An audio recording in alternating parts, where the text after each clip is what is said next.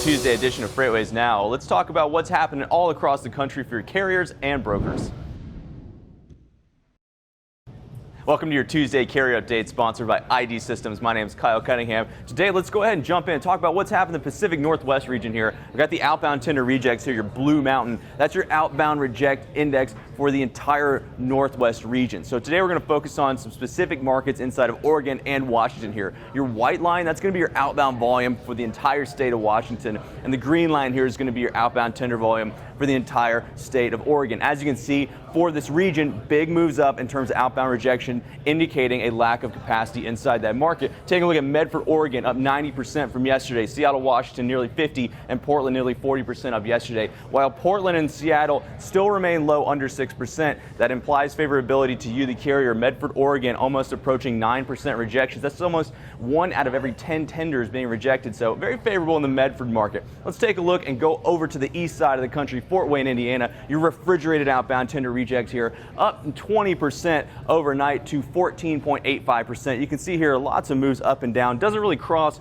underneath 7.5%, so doubling up from that. Possibly see a return back down at around 1 out of every 5 tenders, so around 20%. But for now, 14.85 looking real favorable. As you can see, for the South Bend market as well, right around the corner at 18.98.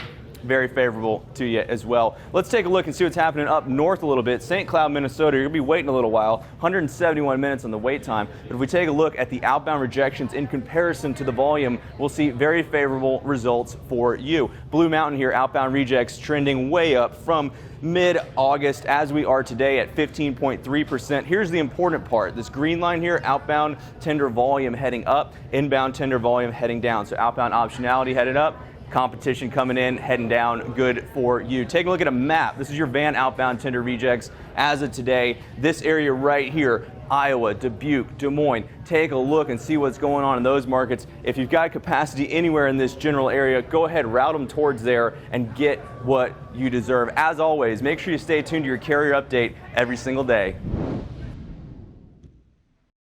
Joined now by Donny Gilbert, our market expert, talking about what's happening for all the brokers across the country. Donny, what do you have for us today? Well, today, I brought you our volumes map, but this is actually a change in volumes over a 2-week period. So when we're looking at this and we're looking at our legend down here at the bottom, the red means that markets have gotten smaller in volumes, and of course the white means they've stayed neutral, and as they've gotten larger in volumes, you see the darker shades of blue.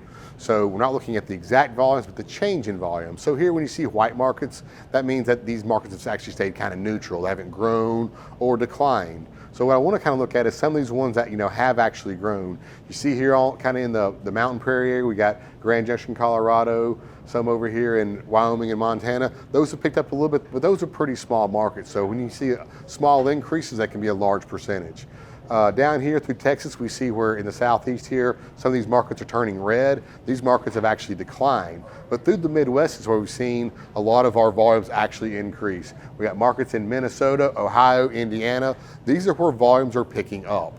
So knowing this for brokers, this is where carriers want to go. And it's very important. If you can aim carriers to these areas where markets are growing, you'll probably get a better rate. So I want to kind of also dive into one of these up here in the Midwest. We're looking at Minneapolis, Minnesota. We've actually kind of broken some records here for our recording. We've got volumes that have jumped up to 120.95 index points. That's the highest that we've seen in 18 months. Again, with volumes increasing, capacity's tightened, and our reefer tender rejection rates have jumped up to nearly 60%. So if you're bidding reefer loads out of Minnesota right now or out of the Minneapolis area, you really need to increase your rates because the carrier rates are going to be highly inflated. 60% is a huge jump.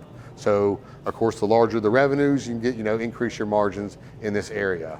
Also looking at Columbus, Ohio, again, we've seen tender volumes increase, but yet here in Ohio, we've seen our actual drive-in tender rejection rates remain low. So we see the reefer tender rejection rates jumping up. So that means what's picking up is tightening capacity in the reefer area. Our reefer tender rejection rates have jumped to 13.47%. So here we get excited around 10%, 13% is a very good indication that these are well above our market rates here. So once again, if you're bidding loads in the Ohio region, up your rate on reefer bids. The carrier rates are going to definitely be a little bit elevated. Thanks so much, Donny. Another excellent perspective from our market expert, Donny Gilbert. That'll do it for us today on this Tuesday. We'll see you all tomorrow.